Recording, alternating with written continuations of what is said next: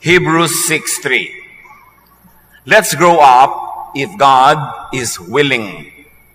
If God is willing. God's will.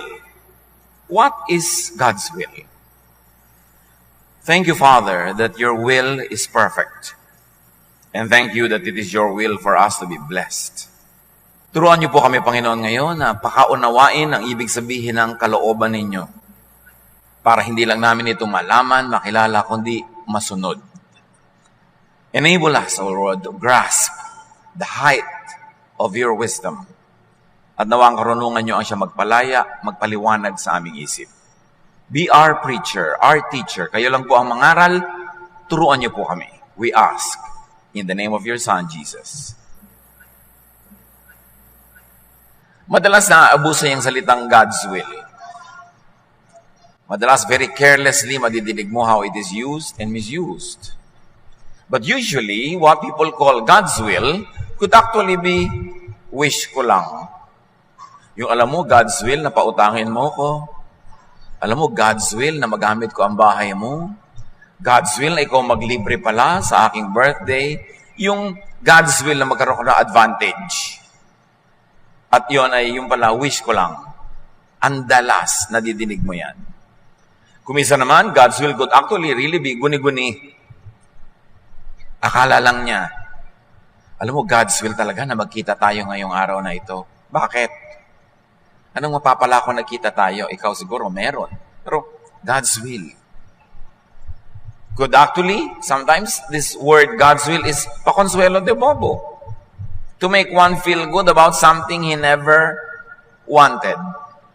God's will siguro na bumagsak ako sa exam. God's will na hindi ako nasagot ng gustong-gusto kong ligawan. God's will na nalugi ang negosyo natin. At nanay, God's will na nasunog kayo kahapon. Yung, kung ano-ano mga God's will na guni-guni na mga tao, wish ko lang, o mga pakonsuelo, para lang ma-comfort dahil sa mga, kumisa na ibunga ng mga kapabayaan. Ruth 1:20-21. Sumagot naman si Naomi, huwag na ninyo akong tawaging Naomi. Tawagin niyo akong Mara, sapagkat ako'y pinabayaang magdusa ng makapangyarihang Diyos. Masagana ang buhay namin ni Elimelech nang umalis kami dito, ngunit ibinilik ako ni Yahweh na walang anumang dala. Huwag na ninyo akong tawaging Naomi, sapagkat ako'y binigyan ng makapangyarihang Diyos ng matinding kasawian sa buhay.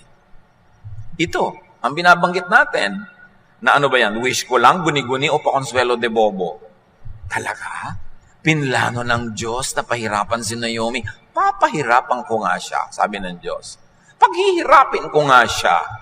Magdurusa siya. Kasi sabi ni Naomi, eto, pinabayaan kami magdusa ng Diyos. God's will ba talaga yun o guni-guni niya? O pakonsuelo de bobo niya? Hindi komo sinabi ng isang Bible character ang isang salita, sabi na ngayon ng Diyos. Isa yan sa dapat nating laging pag-ingatan sa pagbabasa ng Biblia. Maraming karakter dyan. Meron pa nga dyan Ahaz. Meron dyan si Delilah. Meron dyan mismo si Satanas nagsasalita. Hindi lahat ng sinasabi ng mga tao sa Bible, mga karakter dyan, God's Word. The Bible as a collection, we believe, has the inspiration from God to teach us, but not every sentence or every teaching or every guni-guni of everybody there could be taken as authoritative word of God. Kasi ang dami-daming kapahamakan ng masusuot mo. Sabi nga nung Ahaz kay Eve, you will not die. Namatay sila spiritually. May mga nagsasabing, huwag kang gumawa niyang sasakyan na yan ng pandagat kay Noah. Pero salita ba yun ng Diyos? Si Peter, sabi niya kay Lord, Lord, you will never go to Jerusalem to die there. I will never permit that. That is not good for you to do. Ano sabi ng Lord? Get behind me, Satan. You are not on the side of God, but of men. Samantalang si Satan yung nagsasalita ba? No, si Peter. So hindi ko mo sinabi ng Bible character, God's will, God's word, i-apply mo ngayon sa buhay mo. Paano kung nagbabasa ka, Lord, bigyan niyo po ako ng guidance sa gagawin ko today. Tapos bigla mong nabasa at nagbigti si Judas. Magbibigti ka. Ano po kayang project ang magawa ko? Nabasa mo si Noah, gumawa ng ark. Inipon niya lahat ng hayop doon. Gagawin mo dahil kung gawa ni Noah yun. Dapat hindi lahat God's will. Kumisan God's will for others, but does it mean God's will for you? God's will for a certain tribe, for a certain place, in a certain time. Pero may universal will ba yun na applicable to you anytime, anywhere, anyhow? Kaya maraming napapahamak tapos nagtatampo sa Diyos, sinisisi ang Diyos, at pati image ng Diyos namamali dahil sa maling pagbasa ng salita ng Diyos. Usually, what people call God's will could actually be effects of man-made causes. Tumagilid ang isang building sa Taiwan dahil lumindol. God's will o an engineering mistake? Ruth 1:1-2. Nang ang Israel ay pinamumunuan pa ng mga hukom, nagkaroon ng taggutom sa buong bayan. Kaya't ang mag-asawang Elimelech at Naomi ng mga taga-Bethlehem, Judah, ay pansamantala munang nanirahan sa Moab kasama ang kanilang mga anak na sina Malon at Kelion. Ang pamilyang ito ay mula sa angkan ng Ephrata.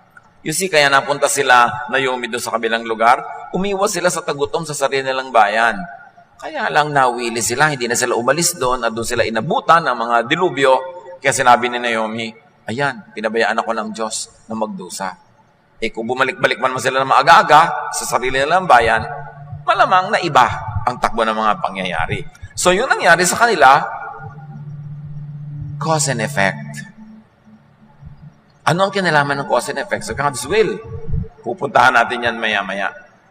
Proverbs 22 verse 8. Ang nag-ahasik ng kasamaan ay mag-aani ng kamalasan at hindi magtatagal ang kanyang kasamaan. So may cause and effect. Nag-ani ka daw dahil nagtanim ka. So bago mo sabihin God's will, isipin mo muna, cause and effect ba to? Bunga ng aking ginawa. Hindi ako pumasa sa exam dahil hindi ako nag-aral o dahil yung pinag-aralan ko, hindi yun yung itinanong, pero hindi kasi God's will na bumagsak ako. God's will could actually be natural fruit of neglect or inaction. God's will na makunan ako sa aking pagbubuntis. God's will na nagkaroon ka ng miscarriage. Pero dapat isipin mo muna, ano ang dapat mong ginawa na hindi mo ginawa? Ano ang ginawa mong hindi mo dapat ginawa? Meron pa tayong pananagutan sa tinatawag nating God's will. Dahil sabi, alam nga namang sabi ng Diyos, nagbubuntis ka ha, palalaglagin ko yan in 3 weeks. Ganun kaya ang Diyos? Tapos paglalaglas mo God's will? Pakonsuelo lang ba yan sa ating hindi makaunawang isip? Guguni-guni o wish ko lang? Ecclesiastes 10:18, kung pabaya ang may-ari, ang bubong ay masisira. Kung siya ay tamad, mawawasak ang buong bahay. Dahil hindi inaalagaan, hindi minemaintain, hindi pinapatibay. Ngayon bumagsak sa'yo, God's will. Ang dami natin nadidinig na ganon, sinisira ang puri ng Diyos, na parang Diyos ang kontrabida, Diyos ang nag-iisip ng masama para sa'yo, at kagagawa ng Diyos, pananagutan niya ang mga dilubyo sa ating buhay. Related na related din dito mga kapatid, yung God will provide. Naku, pinaka-abuse na yata na idea yan, God will provide. Anak, gusto mo magpastor? Ano magiging kita mo? Ang liit-liit ng church sa pagpapastolan mo. Gusto mo magganito? Gusto mo magsasabihin, anak, God will provide. Gusto mo mag full-time work, mag-missionary? O kaya, summer missionary ka sa Thailand? Nasaan ang pera mo? God will provide. Ang ibig sabihin pala ng God will provide, manghihingi ako sa mga tao. Magdidilihensya ako o uutang ako. Ngayon, pag nagutom, hindi nagkaroon, sabihin, ay, God's will, na magutom ako dahil naging missionary naman ako. Walang provision na ginawa, walang ginawang plano. Anak, gusto mo mag full-time work, gusto mo magpasok, magtayo ka ng negosyo, ng tindahan, paalagaan mo sa kapatid mo o sa asawa mo para may iba ka pang income. Pero mo laging sabihin, God will provide. Kasi, yung pala, daing ka ng daing. Alam niyo yung mga maraming mga religious workers, mga missionary, mga pastor, talagang master's degree sa pagdaing, sa pagpaparinig, sasabing, naku, birthday na nga po sister ng anak ko prayer niya po sana talagang makagkaroon siya ng malaking party at meron po akong vision na isang makakausap ko ang magbabayad sa party. Nung hindi na ngayon makatiis itong tao dahil lagi siyang hinihingan, pinapaningan, sige na nga, ako na nga magbabayad yan. Sabi niya, God's will. Yung pala, minaniobra niya yung mga pangyayari para yung gusto niya ang matupad. So, minamanipulate lang pala niya yung natural law. Yung natural law, syempre, pag nanghingi ka, nangutang ka, bibigyan ka, o ayaw pa rin, pero ang kulit-kulit mo, para na lang matahimik ka, binigyan ka, natural law yon. But you should remember that natural law is also within God's will. God, His will, reflected by nature. Like gravity. Gravity. It is God's will that if there is something that has mass and weight, and there is nothing to hold it or to suspend it from falling, malalaglag yan. Gravity yon. Natural law yon. May binitawan kang bola, walang sasalong iba, malalaglag. Kung babasagin yon, mababasag. Pero, ikaw na tao, na naakit-akit ang bundok, palakad-lakad ka sa mga pilapil, pakiambot-kiambot ka sa gilid ng mga bato, nadulas ka, nabagok ang ulo mo, huwag sabihin God's will. Natural law was operational, but you should have done your part to avert an accident through also doing what is natural, like being careful. Mag-ingat ka, huwag ka doon dumaan, may iba kang daanan, natural law pa rin yun. So may general, universal law, God's will, which is natural law. But the details of application in people's lives could be affected, could be engineered by your behavior. Because your behavior is also part of natural law. If P, then Q. Nag-iingat ka, therefore hindi ka nadulas. Pero hindi, sasabihin ng Diyos, bukas, maglalakad yan sa gilid ng bundok. Ihuhulog ko siya. Yan ang God's will. Natulog ang napakaraming mga mananampalataya ng Diyos sa isang hotel na walang fire escape. Nagkaroon ng sunog, namatay silang lahat. God's will? O, somebody did not do his homework. Hindi chinek ang mga fire escape. O, dapat hindi doon piniling tulugan. Dahil hindi naman sasadyain ng Diyos, magka-camp kayo magko-convention kayo, lilitsyonin ko kayong lahat sa isang sunog. God's will ba yun?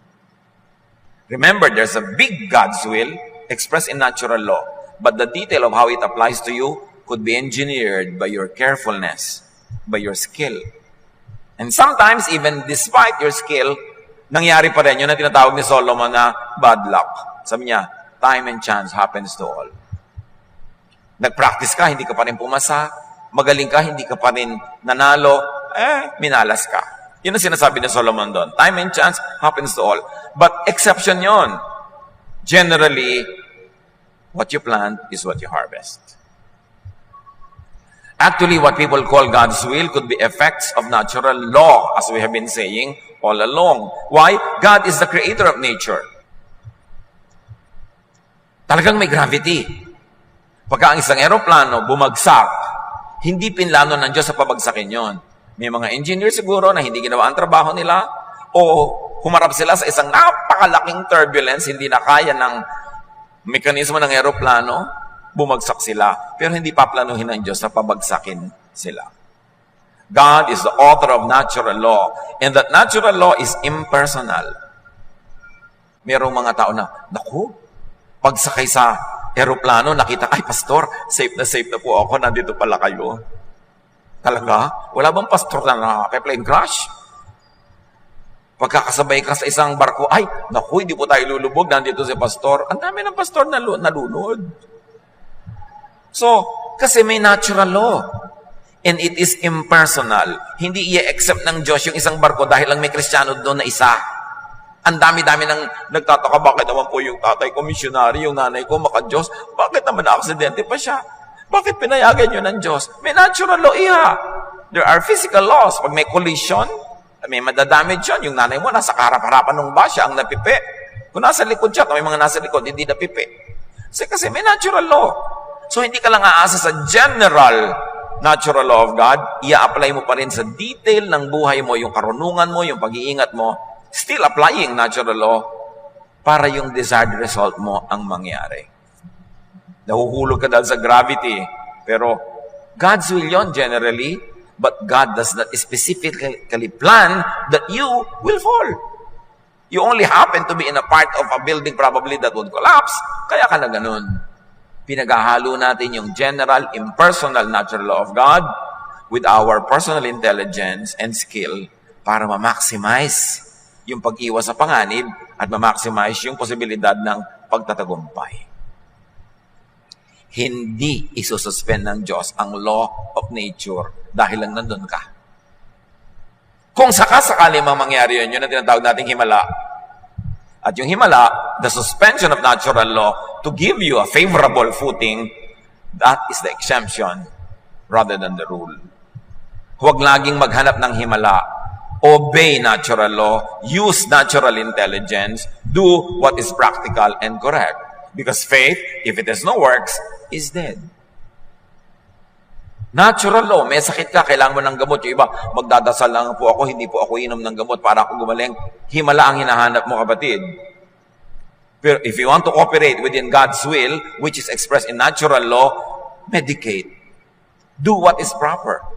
Para ma-assist mo yung natural law na maging favorable sa'yo.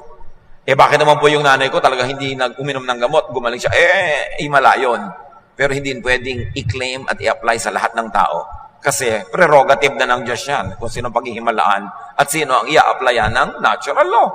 So anong nawala sa'yo kung nag-obey ka ng natural law? Alam ka naman sabihin ng Diyos, nag-obey siya ng natural law, uminom siya ng gamot. Naiinis ako sa kanya, hindi siya humihingi ng himala. Papatayin ko siya. Ganun kaya ang Diyos? Ang dami nating misunderstanding about God dahil sa God's will na yan. Psalm 104 verse 5, He set the earth on its foundations. Ibig sabihin, may set rules na. Physical rules. That's why physics is probably one of the purest prophecies ever. Kasi physical laws are always true, always exact, and always correct. Yung nga, mga calculations mo lang siguro ang pwede magkamali. Pero E equals MC square, laging totoo yan. Kung alam nyo, ibig sabihin no. Pwede nyo namang i-google mamaya. Romans 1:20, mula pa nang likhain ng Diyos ang sanlibutan, ang kanyang likas na hindi nakikita, ang kanyang kapangyarihang walang hanggan, at ang kanyang pagka-Diyos ay maliwanag na inihahayag ng kanyang mga ginawa. Kaya't wala na silang maidadahilan pa. Sabi, huwag mo na sabihin, hindi ka magaling sa theology, hindi ka magaling sa Bible, hindi ka magaling sa kung ano-ano. Kilalanin mo lang ang nature, makikilala mo Diyos. Kasi siya ang gumawa ng nature kadalasan kasi sa mga religious ideas, laging dinidemonize yung nature, yung human nature, yung human feelings, yung human desires, dinidemonize, minamasama. Kaya habang nagiging religious ka, lagi kang lumulubog sa guilt, sa sense of failure. But God is the author of natural law. And you, your body, your emotions, how you are, how you think is part of the natural element of who you are. Oras na tinanggihan mo ang iyong natural self, yung true natural feelings, your true natural desires, you will end up divided kasi laging minamasama mo ang sarili mo. So ang pagtanggap mo sa God's will is pagkilala at pagtanggap sa natural law. Halimbawa, magagalit ka ba sa leon dahil kumain siya ng usa? Anong gusto mong kainin ng leon? Yogurt? Talagang gano'n siya nilikha, kaya nga may mga pangil siyang gano'n At kaya nilikha naman yung usa na mabilis tumakbo para makatakbo siya. Bakala na silang dalawa kung sino magwawagi. Dahil gano'n sila, mula nung nilikha ang mundo, everything's being recycled. Kinain ng leon ng usa, namatay yung leon, naging lupa uli, tumubo, naging papaya, naging gulay, kinain uli ng usa, yung usa kinain uli ng leon. Paikot-ikot lang naman ang lahat. Walang nadadagdag at nababawas sa mundo. Tao lang ang sumisira ng ecological balance. But everything is balanced. It's the law of nature. Do not let your religious beliefs go against natural law because the best theology is seen in God's creation. Kaya sabi nga ng Romans 1:20, lahat ng hindi natin nakikita tungkol sa Diyos, lahat ng hindi natin naintindihan, nasa natural law na ginawa niya. Gusto niyo siya maintindihan? Kilalanin ang natural law and the natural processes. Kaya nga naniniwala ako na science could be God's lost prophet. Kasi yan talaga nagbubukas sa atin ng mga mechanics of natural law. Kung paano natin nagagamit ang energy, kung paano natin nagagamit ang iba't ibang sources of power, puro natural laws yan. At hindi yung katakata, at hindi yung anti-God, because it is God who created everything. The earth is the Lord's and everything in it. Colossians 1:16, sapagkat sa pamamagitan niya ay nilikha ang lahat ng nasa langit at nasa lupa. Nakikita man o hindi. Pati ang mga espiritual na kapangyarihan, paghahari, pamamahala, at pamumuno. Ang lahat ay nilikha ng Diyos sa pamamagitan niya, ni Jesus, at para sa Kanya, si Jesus. So to understand Jesus is to understand natural law. Natural law is God's will. God's universal, impersonal will for all creation. When God interferes with that impersonal and general law to accommodate your personal wishes, that's a miracle. The suspension of natural law. The fruits of natural law is the undisputed will of God. Genesis 8:22, as long as the earth endures, seed time and harvest, cold and heat, summer and winter, day and night will never cease. It will go on and on and on. But remember, natural law can work against you if you do not work alongside it. If you do not ride on it. Kaya kung mga magsasaka, lalo ng mga palay, harvest time na yung iba, hindi ka pa nag-harvest ngayon, next week pa, ay nako, lagot ka.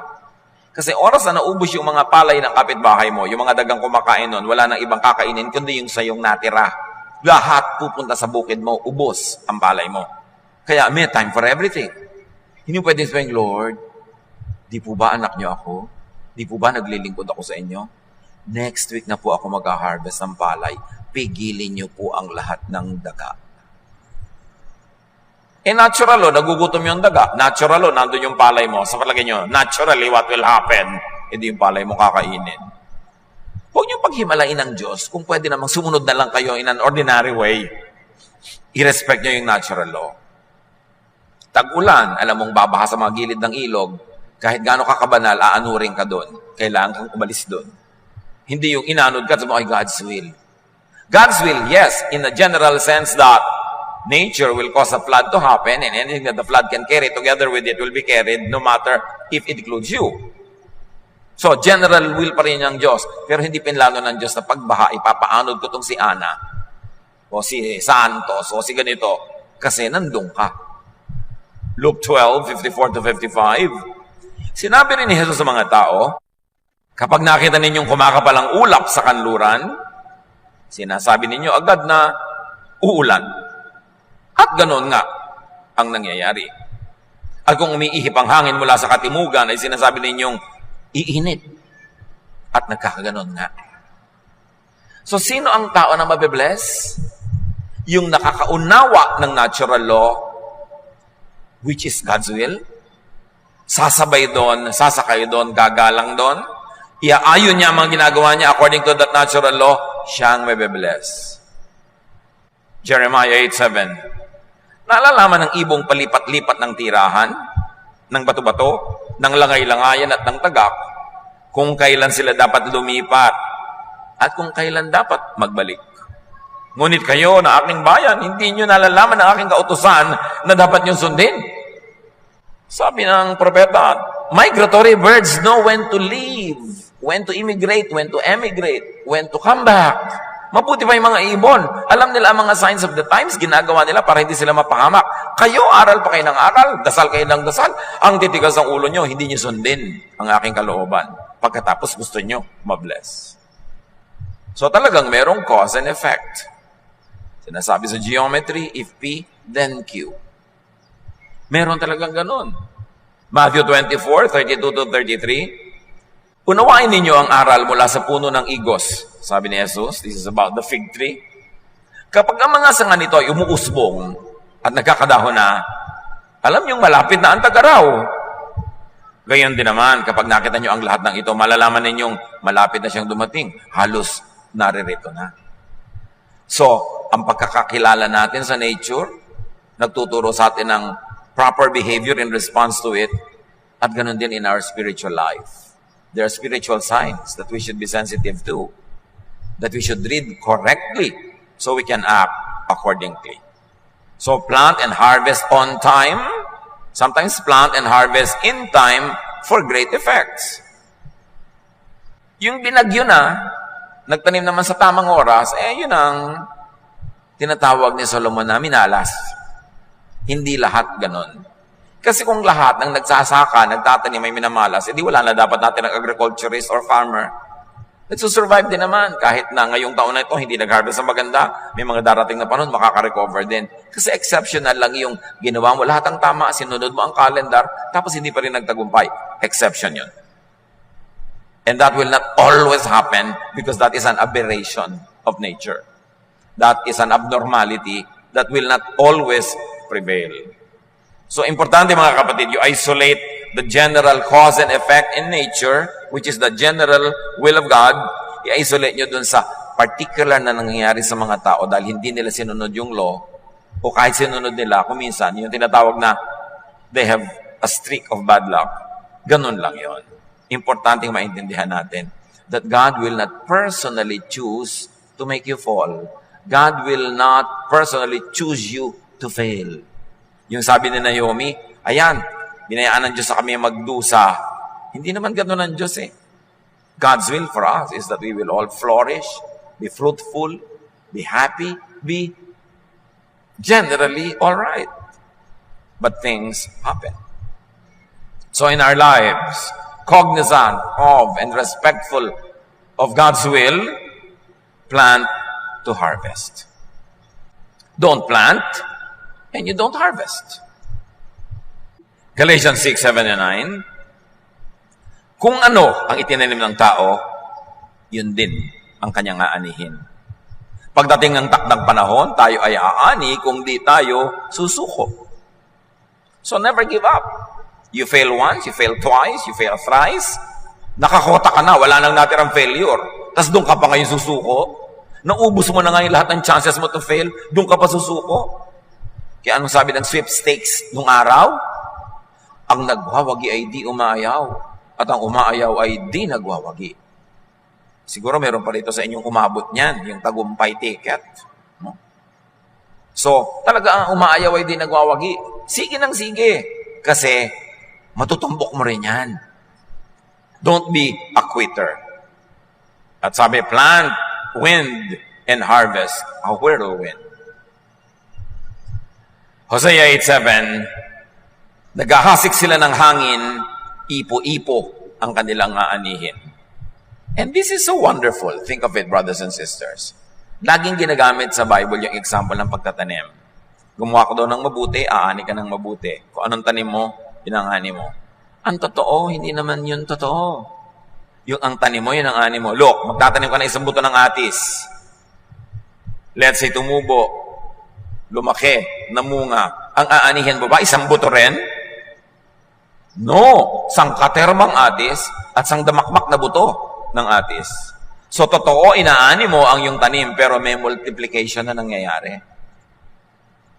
Nagtanim ka ng isang buto, ang dami-daming bunga ang aanihin mo every season, ang dami-daming buto. Ngayon, isipin nyo, nagtanim kayo ng kabutihan, konting kabutihan. Gaano karaming kabutihan ang aanihin nyo? Sangkaterba, sangdamak, na kabutihan. Kaya dapat magtanim ka ng kabutihan. Baligta rin, magtanim ka ng masama. Ano ani mo? Sangkaterba, sangdamakmak na kasamaan. Kaya napakalaking kahangalan na magtanim ng masama. Gumawa ng masama sa kapwa, gumawa ng masama sa kumpanyang pinapasukan mo, gumawa ng masama sa gumagawa sa inang mabuti, gumawa ng masama sa kaibigan mo, sa kamag-anak mo. Kasi may multiplication na magaganap. Ang aanihin mo, sobrang daming sama. You've got to be so foolish to do something wrong deliberately. Kasi aani ka. But you've got to be so wise to do something right, even just a little good thing. Because alam mo, aani ka ng ang dami. Bakit? Yung ba mga magsasaka na nagtatanim ng isang maliit na palay na naging maliit na tanim, itinanim mo isang palay, talaga ba ang aanihin mo doon? Isang palay din, bawat puno? No! Kilo-kilong palay. So bakit kayo hindi magtanim ng mabuti lagi para ang daming inaaning mabuti? Tapos magtatanim ka ng konti na masama pa, edi ang daming masama ang darating sa iyong buhay. Yan ang God's will. Yan ang natural law. Dapat cognizant tayo dyan. Teka, gagawa ako ng masama. Kaya siguro ang dami-dami kong inaaning masama ngayon dahil ang dami kong tinanim noon. Well, God's will yun. Pero hindi sinabi ng God na sa year 2018 na dadago ka ng kutakot na mga hirap sa buhay kasi gusto ko lang. No. Pero God's will na yes, sa 2018, dadating sa yung kutakot na hirap kasi noong 2014, yan ang tinanim mo eh. Yun ang masasabi mong God's will. Pero hindi sinadya para sa iyo lang. Pinayagan ng Diyos na mangyari according to His natural law. Pero ikaw ang nagtanim, kaya ikaw ang aani. Importanteng maunawa ang God's will na yan. And of course, efficiency means better fruitfulness. Magnenegosyo ka na rin lang. Alamin mo na lahat ng tools of the trade. Mag-aaral ka na rin lang. Damihan mo na talaga matatandaan at malalaman. May service ka na rin lang. Gandahan mo na. May product ka. Lagyan mo ng mga maraming value added yung product mo. Lahat nagtitinda ng mga puto. Yung sa'yo, dagdagan mo ng food spa. Ay, ang daming bibili ng puto mo. Kasi habang kinakain nila, may food spa ka. Value added is important. The more efficient you are, the more skillful, the better fruits. God's will yon. Pero kung sabihin, naku, ang hina-hina ng benta ko, God's will. Tingnan ka lang kasi mukha kang Biyernes Santo, syempre sa iba na bibili. Yung pupunta sa tindahan mo, bibili na, hindi ka tumitingin, text ka ng text sa ganon. Ay, ayoko na dito, sa kabila na ako. Ay, sa kabila, nag-games din. Ang daming gano'n na, mga tinderang text ng text. Na alam lang, pinagbabawalan ng may-ari ng tindahan dahil sa loob ng bulsa nagte-text sa ganun. Kasi hindi mo naasikaso ang bibili. Kung may gagawin kayo mga kapatid, do it lovingly, passionately, dramatically, beautifully, at siguradong uulanin kayo ng pagpapala. Kasi kung anong tanim, siyang ani. So ang tanong, anong inaani nyo ngayon? Tanim nyo yan. Tanim nyo yan. Kung minsan man, hindi ko nagtanim, pero yung asawa mo siya ang nagtanim, naging asawa ka, dinadamay ka na ngayon sa ganda ng ani. Pero kung minsan naman, ang dami niyang inutangan no, napangasawa mo ngayon, ikaw ang sinisingil. God's will pa rin yun. Kasi, siya ang pinakasalan mo. Kaya pinipili mo rin nagkakadamay-damay tayo sa buhay. Huwag kayong gagawa ng half-hearted. May isasubmit kang project sa school, yung baba ng grade. Napagod ka na rin lang, ganda mo na. Ngayon, nagbebenta ka ng insurance, nagbebenta ka ng kung ano, kotse. Alam mo naman, sa 100 presentations, baka 5 lang yung bumili. So gusto mo ng 50 bibili, gumawa ka ng ilang libong presentation. By virtue of statistics, marami kang makukuha dyan. Pag may gagawin kayo, do it passionately. Do it lovingly. Sabi nga, do it as you are doing it for the Lord. Because you are doing it for the Lord. Not meaning na siya ang makikinabang, kundi sinasakyan nyo ang natural law na siya ang may gawa, therefore it is high worship. To observe and respect natural law is high worship because you are observing the law of the one who made the earth and everything in it. Ecclesiastes 11, 1-2. Ito ka sa paggagawa ng maraming presentations. Maghagis ka ng tinapay sa gitna ng karagatan at may mapapakinabangan ka pagdating ng araw. Hatiin sa 7, sa 8, ang kalakal mo pagkat di mo masisiguro kung ano ang kasamaang mangyayari sa mundo. Figure of speech. Sa pangangalakal daw, magpadala ka ng maraming barko, magpadala ka ng maraming trade. Damihan mo kasi hindi mo alam kung alin na magkiklik dyan eh. So kung 2 lang, 3, buhay ka pa rin. Pero kung nag-click lahat, di imagine, ang daming na-multiply. So ganon, kailangan diversify a little bit, but not too much. Meron ka dito, meron ka doon, kasi you don't know what will be blessed. Don't put all of your eggs in one basket. Meron ka dito, meron ka doon. Para kung ano man ang mangyari, meron kang hanap buhay. Kaya yung mga laging may bukid lang sila sa probinsya, kung minsan nagkaroon ng tagsalo at baha, o kaya walang ulan, gutom na sila, pero maganda kung meron din silang konting negosyo sa syudad na hindi dependent masyado sa nature. Commerce, trading, whatever. Meron ka dito, meron ka doon. Mga pamilya, dapat hindi lang isang tao ang kumikita, tapos ang lahat kumakain.